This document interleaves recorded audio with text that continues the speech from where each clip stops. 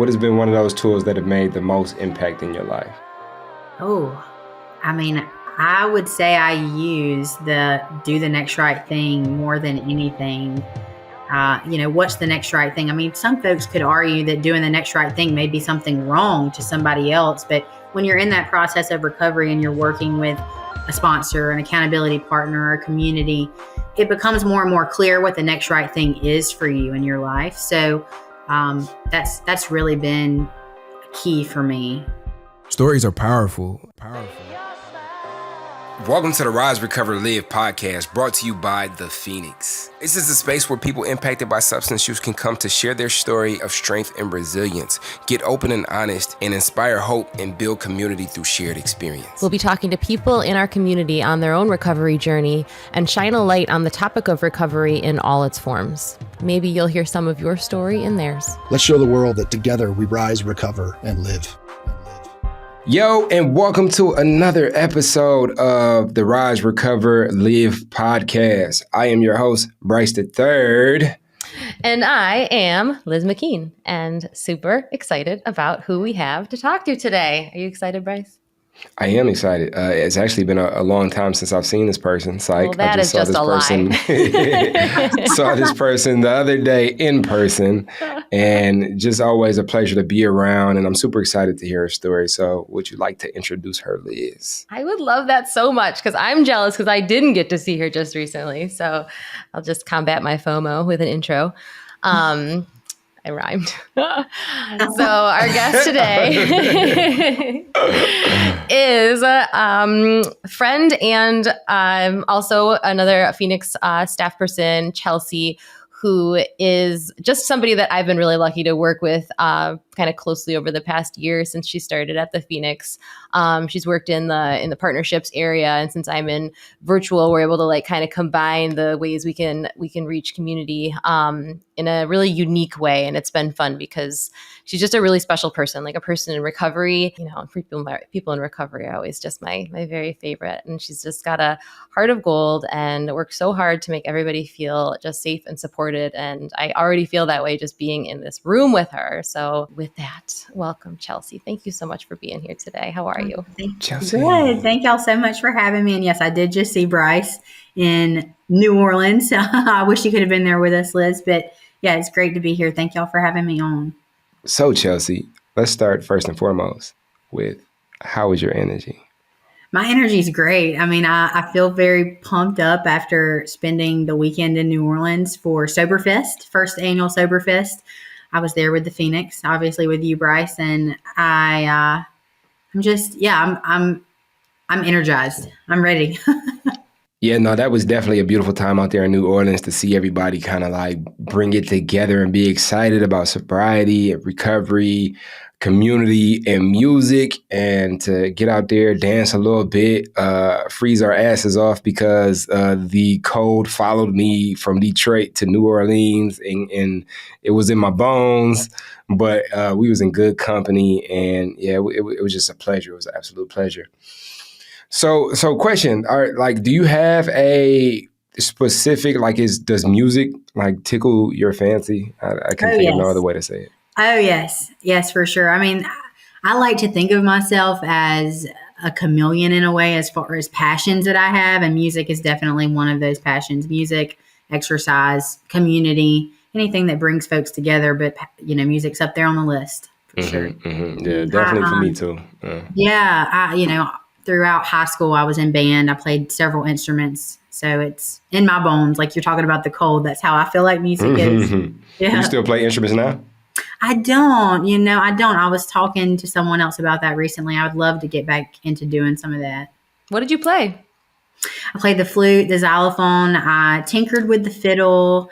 But yeah. And I learned the piano before I played the xylophone. So I did piano a little bit too. Yeah. That's so cool. Yeah. I didn't know that about you. I know when we've talked about, just interests, I think it's been really focused on fitness is just such a huge part of your life. And I think it's something you found in recovery. So yeah, that's cool. The things that you learn about people. That's right. Awesome. Yeah. Do you want to talk a little bit about that, about just kind of your recovery journey? I know we've had some conversations, but one of the the things that's cool about being on this show is you get to hear a little bit more. So like what does recovery kind of mean to you, and what does your journey look like? Yeah, sure. I'll just kind of give the Cliff Notes version, if you will. I've been in recovery since August 28th, 2013. So I just celebrated 9 years this past year.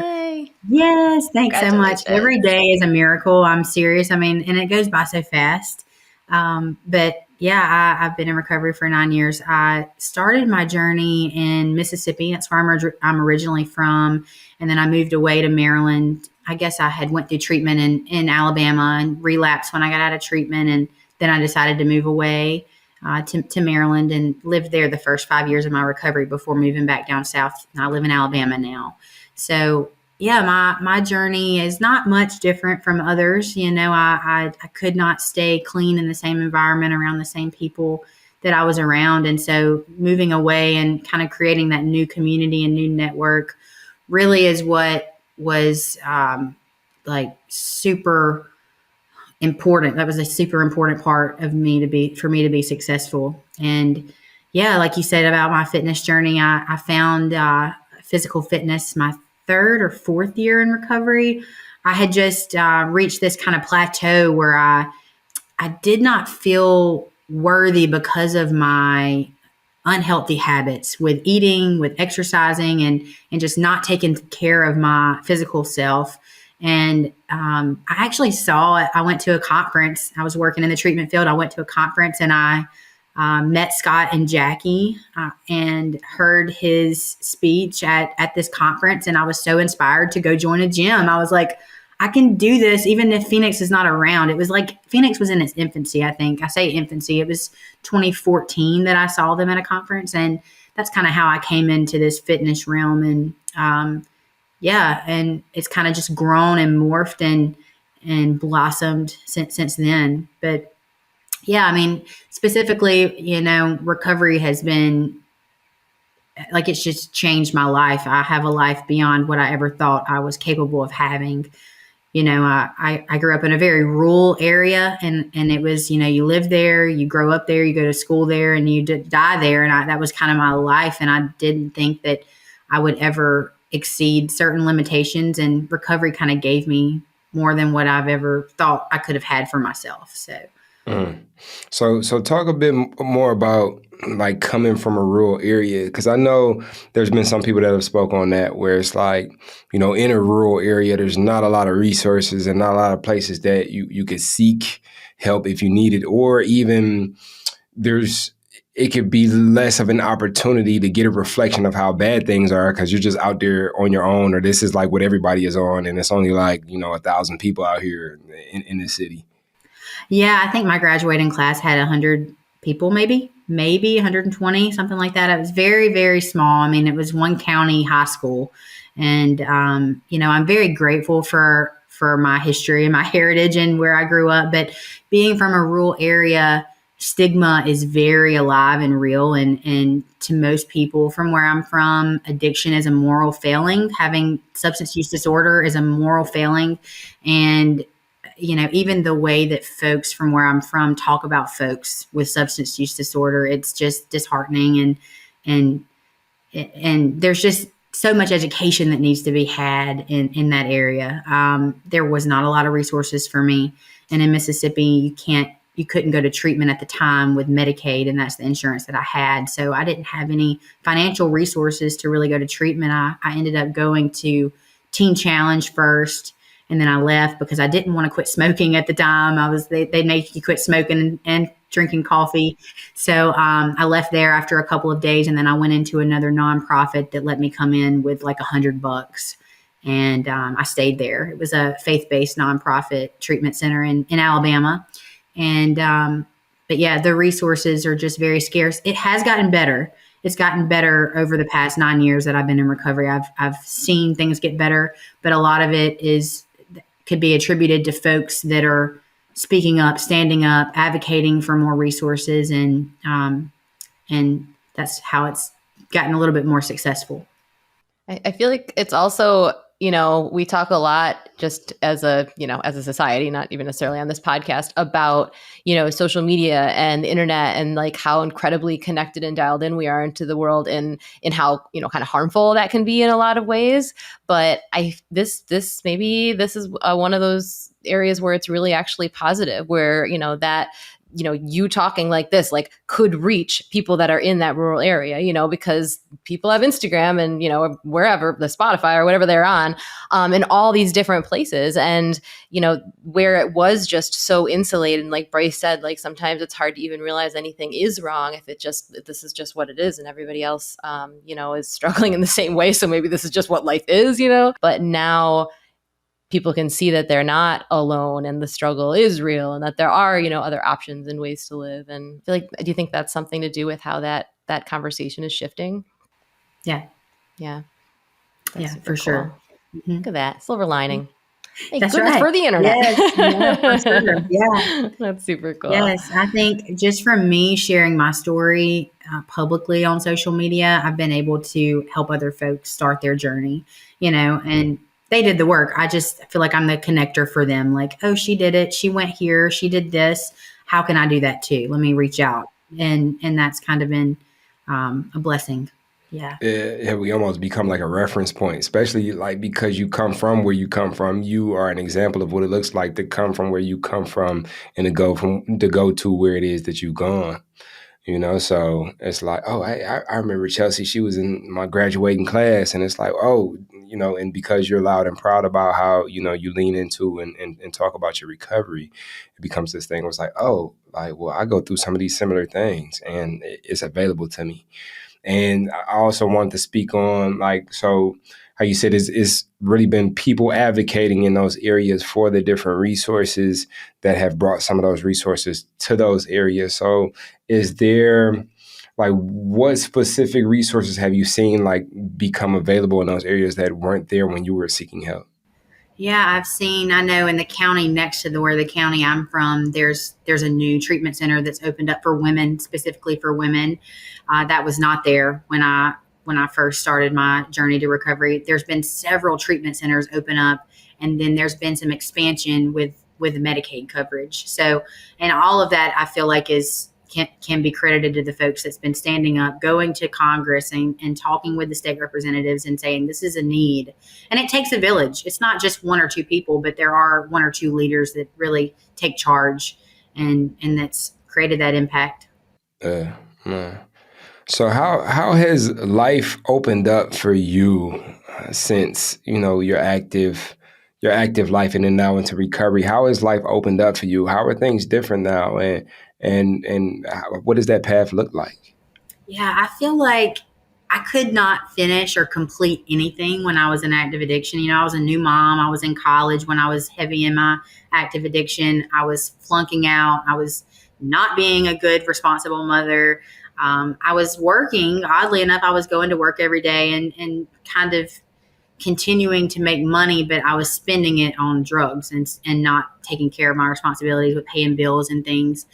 And so, oh gosh, there's so many things. I wish I could just make a list of all the things that were terrible in my life when I was in active addiction. I was not a good friend, a good partner. I was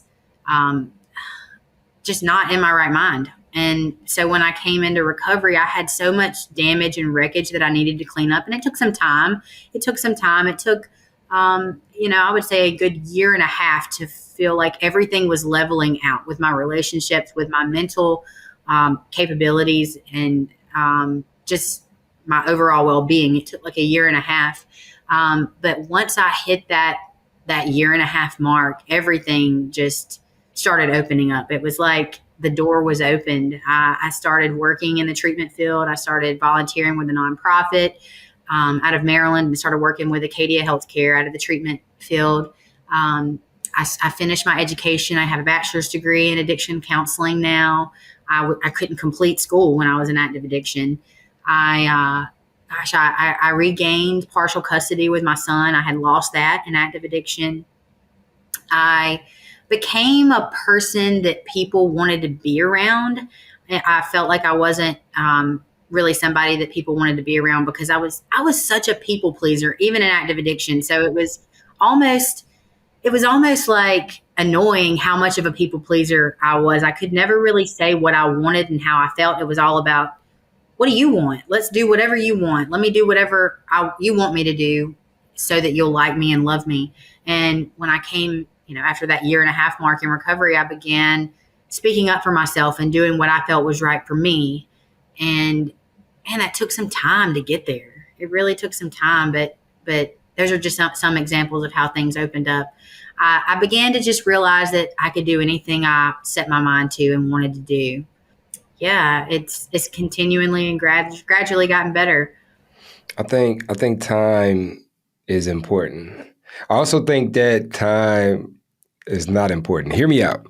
So a lot of people can say like, oh, it's been this many amount of years, but if nothing changes in a matter of those years, like you're still the same person doing the same thing, right?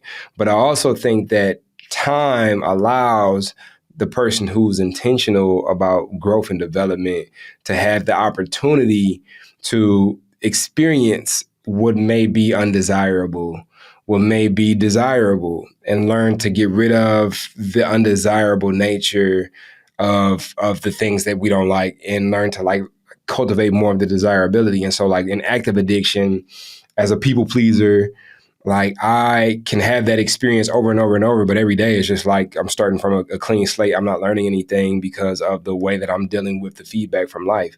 But in recovery, living intentionally, you get this feedback and it's like I can't ignore it. Like, I didn't numb it up today. So like I have to actually feel those feelings, those cringe feelings. It's like, I don't like it when I show up like that. What is this? And you have so many times of living intentionally and having time to have these experiences. And it's like, why do I do that?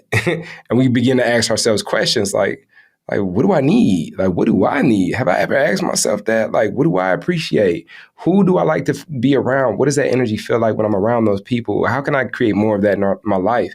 And it's like, that is, I think, what comes along with time. So I think like time is important and not important at the same time. Yeah. No, for sure. It's priceless too. Like that, just that knowledge that you just shared about, like just learning to know yourself, accept yourself. And as this person that is gradually evolving and learning, it's really beautiful. And like you said, time only makes those things get better, like helps you to evolve into who you're meant to be. Yeah. Yeah. Which is also ever evolving. Like that's not even not a still ending or anything. I was just thinking about how you mentioned worthiness, like how when you heard Scott speak and you said, I think the word you used is you felt unworthy, with your current habits and the way you took care of yourself physically and things like that. And then you heard him speak and it kind of just like triggered something that allowed you to like take that step and start, doing something that made you feel good physically. And, that was already in recovery. And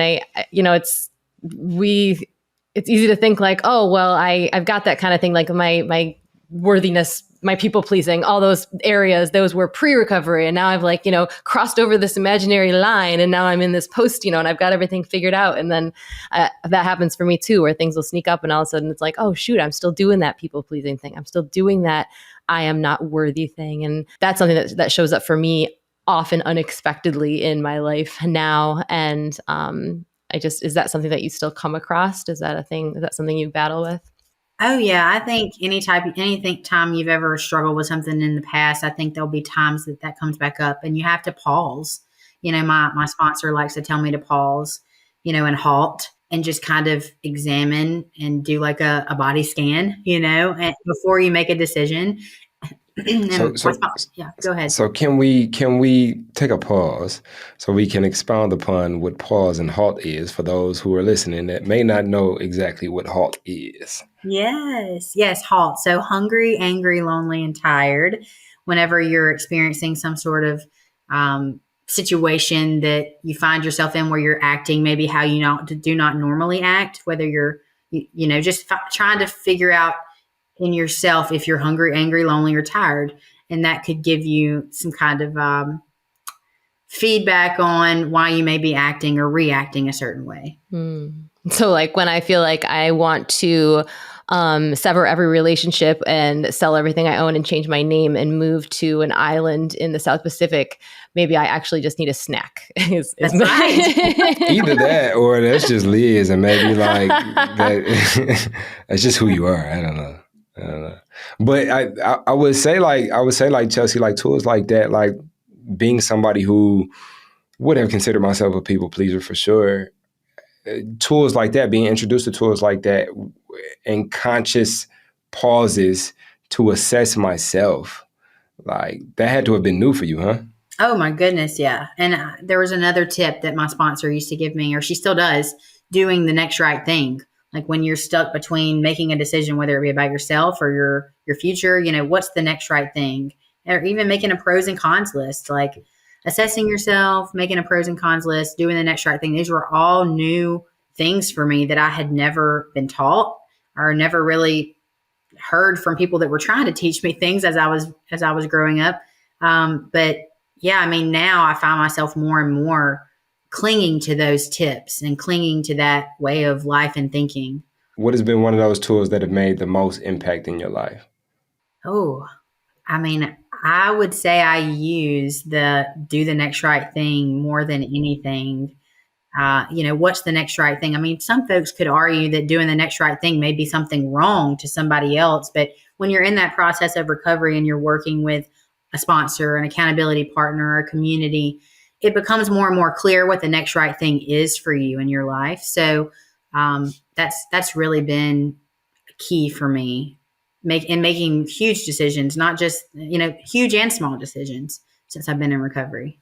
Yeah, I think that's a big thing that I've experienced as well, where it's like, I think at least where I come from, there was like this inherent notion that somebody else has the answer. And so I'll be looking for everybody else, like, well, what do I need to do? And then when you hear stuff like do the next right thing, like, shut up. I'm like, just tell me exactly what to do. Like, what is wrong with you? But what I've learned is that it's helped me to cultivate like my wisdom and my intuition. And that is intuition is that voice that allows for us to make decisions based upon the data that we've collected in our experience thus far, and the notion of faith, what it is that we believe in and what it is that we've come to understand that we desire. And so, a lot of times people ask me for advice, and I'll tell them like, you know what to do, and do they know what to do? Maybe not, but when they hear they know what to do, then it's almost like finding that extra little bit that we can pull in, like, oh, do I know what to do? Maybe I do. And then you start thinking a little bit deeper, I think that like learning to scratch below that surface has been a big contribution to my recovery as well. And do the next right thing is definitely one of those ones that irritated me at first, but helped me to kind of like unlock that. Yeah. That's right. Yeah, it can be irritating. I remember when I was trying to quit smoking cigarettes, this was many years ago, right around the time I started doing CrossFit. I remember my sponsor saying, well, do the next right thing. Think about the money you'll save. Think about the years you may gain on your life. That was when that statement was pretty irritating. Like, I don't want to hear do the next right thing. I have a craving. Yeah. How long did you smoke before you quit? About a pack a day. How long? Oh, how long? About 7 years. Okay. That's a pack a day for 7 years. I gradually worked up to that. It wasn't the whole. You didn't start you didn't day mean one? The first day? The first day you didn't smoke a whole pack of cigarettes? Oh my gosh. I think, for me, when I hear do the next right thing, that's always been kind of comforting to me, because I guess for me, it's just a bite. It's just take one bite, like it's one small step forward. It doesn't have to be like the next right thing. Even, in the example of quitting smoking, maybe the next right thing isn't going to be quit smoking, be done with smoking, never smoke again. Like that is not the next right thing. Like the next right thing is like, okay, go drink a glass of water, or go for a walk, or call somebody, or, like it's literally like in this next minute, this next breath, where is the next step forward. And with the information that you have, and then sometimes the next right thing is, okay, well, I've been trying to quit smoking. I just had a cigarette. So what is the next right thing? It's not to just throw it all away necessarily and be like, let me just go start buying packs. That's all over. It's to be like, okay, well, let's maybe reflect on why that happened, like write some things down. Like for me, it really helps because I tend to be, as you saw with my island in the South Pacific example, is to be like, let's just throw it all away, or like go really big, or like over, make something big and look way into the future. And instead it can just be take a deep breath. And that makes it so much less overwhelming. Yes. And that sounds so familiar. I think for a lot of folks coming into recovery, quitting cold turkey may not be an option. If you think about the folks that are sober curious, maybe they still want to occasionally drink and just dabble in sobriety and see how that may work out for them. I'm so glad that you said that, because sometimes it's not just throwing it all away, quitting the habit, like right on the spot. Sometimes it's the next right thing is just, let me just only have one glass of wine today and not 10 or, not 5. Yeah. Or just don't drink in the next 10 minutes. You know what I mean? That's like right. It can be, That's right. and it's different for everybody. And it can just be like, it really is just one foot in front of the other. And you're right. Compassion for the process and knowing that yours isn't going to look like the person next to you. So you've done a lot of work with treatment centers, and in doing that work, I'm sure were you closer to the people who were coming in and out of the treatment centers, or were you like more on the partnerships aspect like you are now with the Phoenix, where it's like you're looking to, you're more in contact with the organization? Well, I started in the treatment industry as a clinical tech, as a nurse, detox nurse, clinical tech. So I took vitals every 4 hours, and I ran groups, and it was great. I loved it, but you seen folks come in at their worst, and so you had to deal with a lot of emotions, a lot of anger. So that's how I started. But I think I served in about 4 or 5 different roles when I was working in the treatment industry. I served as a counseling assistant, as a case manager, where I helped folks get to where they needed to go once they left treatment. I worked as an alumni coordinator for about 8 facilities in Pennsylvania. They were all owned by the same company. And then I worked in the marketing and business development realm. And I loved all of those jobs. I think I enjoyed the business development the most because I was able to learn about all these resources across all different areas. I kind of thought of myself as, you can call me and I know I can find a place for you. I know I can find a spot for you and put you where you need to be. And I just really enjoyed having those connections and having that ability. So that's kind of where I ended up before I moved over to the Phoenix. Mm. Yeah. Yes. Resource brokers are so needed. Yes. And to have, and to have to be that person with the capacity to just hold space for somebody who's at their worst, because like it's not just somebody calling to be like, where's the nearest grocery store? It's somebody who's just like, me or my loved one is not going to make it if we can't, do something about it. And you're able to help navigate that and also understand like the state that they are in, like that, the feelings that they're feeling, and have the tools to be able to be there in a supportive way. So that's incredible. And I really see that in the way you show up in every conversation, just being able to just be there with people and allow them to be who they are and meeting them where they are. So man, that's cool. That makes it's all coming together. The pieces are just all falling into place. Yes. That's super cool. Well, thanks. Yeah, I love helping people. I know that sounds very cliche, but I feel like when I help people, it helps me. It helps me be better. It helps me learn more about people. It helps my recovery. So yeah. How has that trickled into motherhood for you?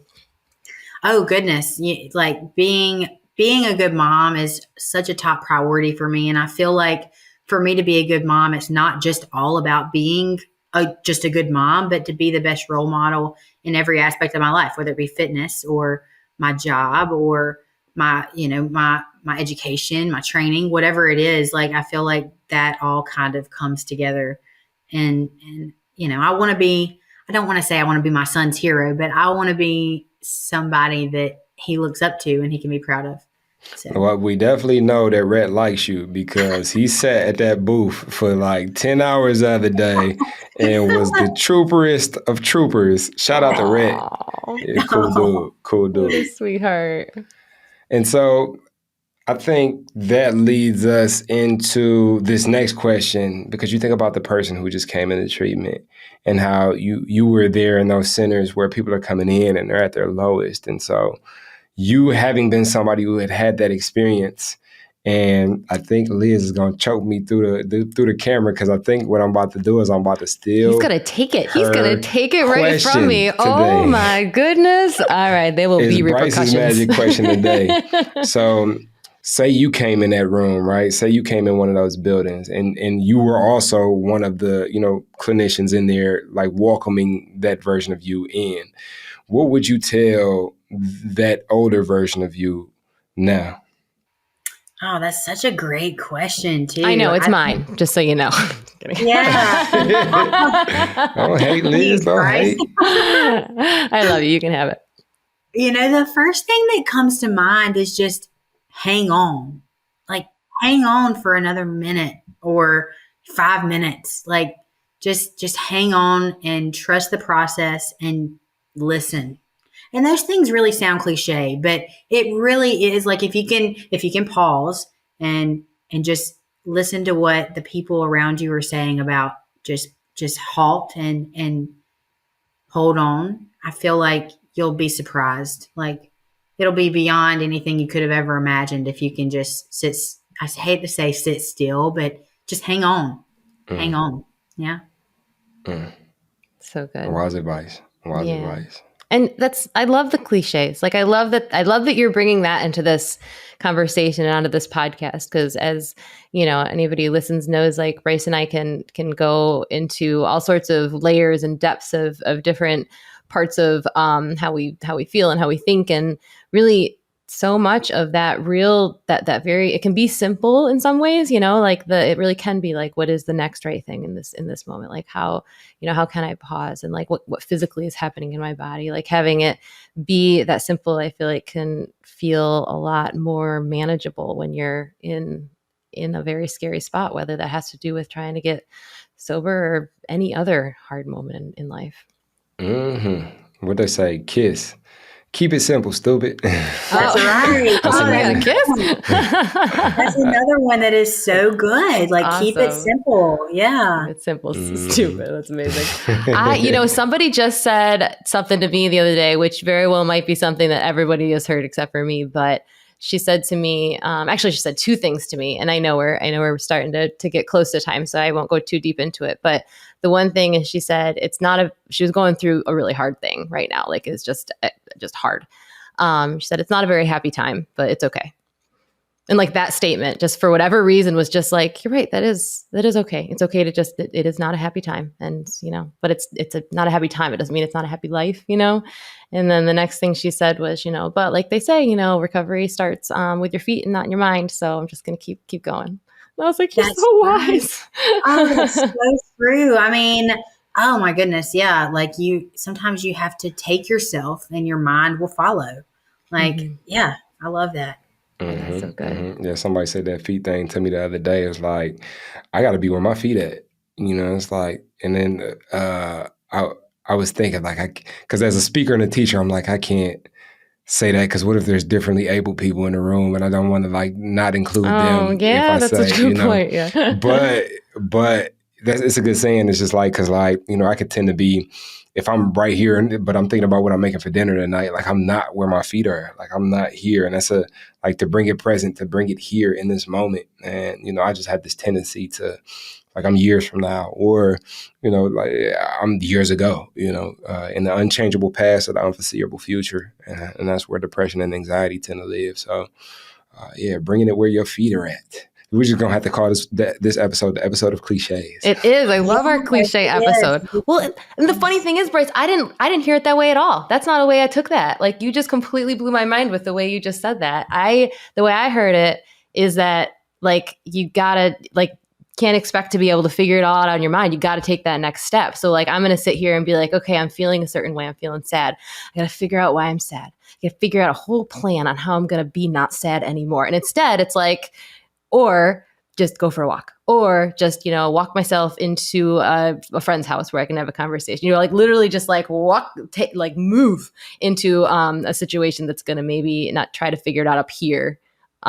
So I would say it probably means both things. And then exactly, we're doing the opposite of cliches, Liz. We're complicating and making it complex with layers. Dang. You can't just let a cliche be a cliche, Liz. Dang. This is why we need you, Chelsea. You're going to have to be our third host. Reel us in, please. Well, yeah, Chelsea, it's definitely been a pleasure to talk to you today. This has been an invaluable episode, and it's been a privilege to dig deeper into your story and your experience. Thank y'all so much for having me. It's always just a joy to be around y'all and to hear y'all's voices. So yeah, thank you so much. Oh, so sweet. Well, echoing all of that, really grateful to be able to spend this time with you and always to spend this time with Bryce, even when he steals my questions. Yes. My questions are your questions. So thank you for being here. And everybody who's listening, we're so glad that you're here. This is a podcast that is just more and more becoming a community, and we're glad that you keep tuning in. Can't even tell you what it means to us. So if you haven't already, hit that subscribe button. If you haven't already, we'd love if you would rate and review, help more people to find us and connect with us. And how can they do that, Bryce? Oh, you gonna let me? I thought you was gonna be spiteful and take this from me. But with the way you could connect is by hopping in the Phoenix app and jumping in the podcast community group. Come over there, talk to us. They just rolled out notifications. So I've been getting notifications today when people have been hitting me up in the comments on the app. So it actually feels like it's some interactivity going on. So come talk to us. This is your show. What do you like? What don't you like? What do you want to see more of? What guests should we bring on the show? Let's talk. Awesome. Well, thanks, everybody. We always do. All right. Have a great day. We will catch you next time. See you. So now you're excited. Bryce, Liz, how do I get involved with the Phoenix? Well, my friend, it is super simple. We actually have an app. Head over to the Google Play Store or the Apple App Store, or look in the show notes of this podcast, wherever you're listening to or watching this podcast, and go download the Phoenix app. The Phoenix app makes it so easy to find classes that are near you or to access our virtual class schedule where you can hop on from the comfort of your home. You can also join our groups and have a conversation with someone from the Phoenix community from anywhere in the world. Please make sure that you join the podcast group where you can connect with Bryce and I and other listeners. Everything that you need is in the show notes. You can also head to our website at www.thephoenix.org. And maybe while you're there, you click the volunteer tab and get even more involved.